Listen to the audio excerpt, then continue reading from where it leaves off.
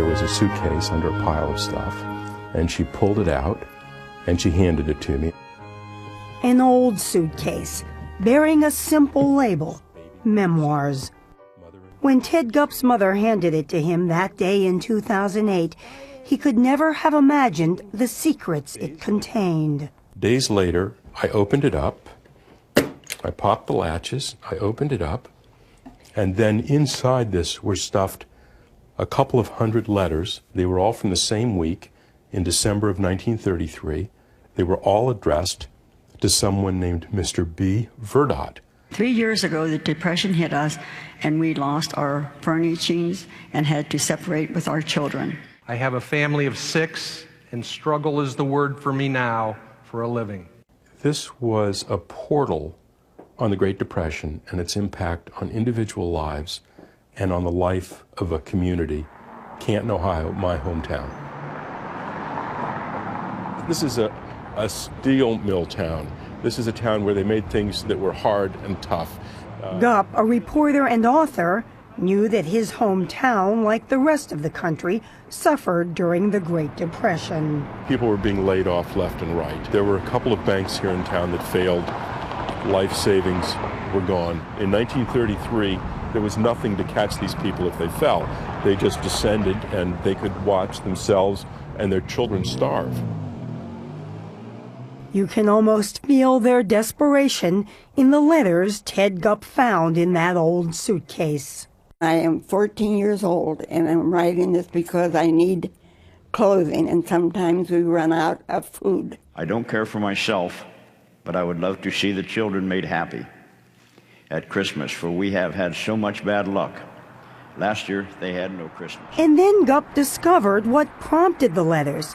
An ad in the town paper, the Canton Repository, offering small gifts to struggling families. So they will be able to spend a merry and joyful Christmas. The writer pledges that their identity will never be revealed. Please write B. Verdot, General Delivery, Canton, Ohio. At first, Gupp was baffled. Who was B. Verdot? And then, all of a sudden, click, The light went on. It was your grandfather who must have been this benefactor? Right. B. Verdot was an invention of his, an amalgam of his 3 daughters' names, Barbara, Virginia, and Dorothy, known as Dotsy. Ted's mom is Virginia. Did you remember your parents being involved, or had you ever heard of this before? No, I do not think so. I said. But she is not surprised at the generosity of her father, Sam Stone, who owned this elegant house and a successful Canton clothing store. Any stray person who had a real problem, a down-and-out person, yes, my father was interested in. Your dad was Jewish. Yes.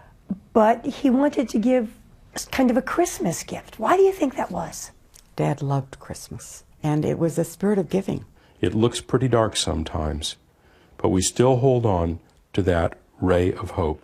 Ted Gupp believes there must have been many more people who wrote than the 150 his grandfather helped with a small check. You can see they're all on the George D. Harder Bank for $5. And while it may not sound like much, today it would be like getting nearly $100. It wasn't going to reverse the momentum of the Great Depression, but it could reverse the feeling of isolation and abandonment for these families. I got to see your mother. I'm not going to forget you. So nice. Well, you look great. And I'll be... Hello, how are you? I'm glad. Hey, how are you? Ted Gupp started tracking down the descendants of the families.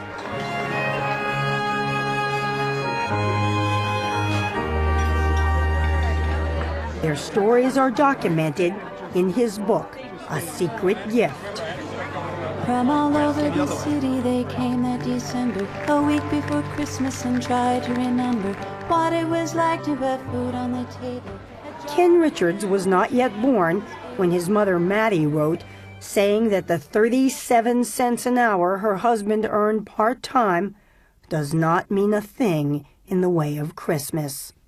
When you were contacted by Ted and he read you this letter, what went through your mind? Total disbelief. My mother was Never wanted to ask for help for any reason whatsoever. Well, I had to see it with my own eyes. I had to see my mother's handwriting. His sister Betty was 5 in 1933. She knew nothing of the letter, but now 82, still remembers the tricycle she got that year. My sister and I searched that house for, I think, 3 weeks straight and never found anything. And then on Christmas morning, Tricycle was mine. only one of the original letter writers is still alive. Helen Palm, now hitting 91, was 14 when she wrote.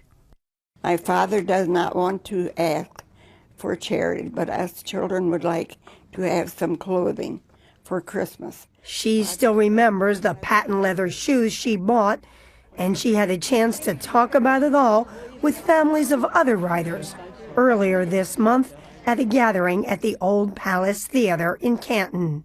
It's a night to remember our parents and our grandparents, those who went before us and who sacrificed a great deal that perhaps we might have a better life. Ted Gupp also told the audience he now knows that the man who gave the secret gift had a secret of his own. Gupp's grandfather, the Jewish clothing store owner Sam Stone, had always claimed to be born in Pittsburgh. But Gupp learned he was really born in Romania, arriving penniless in the U.S. in 1902 to escape religious persecution, a past he wanted to forget.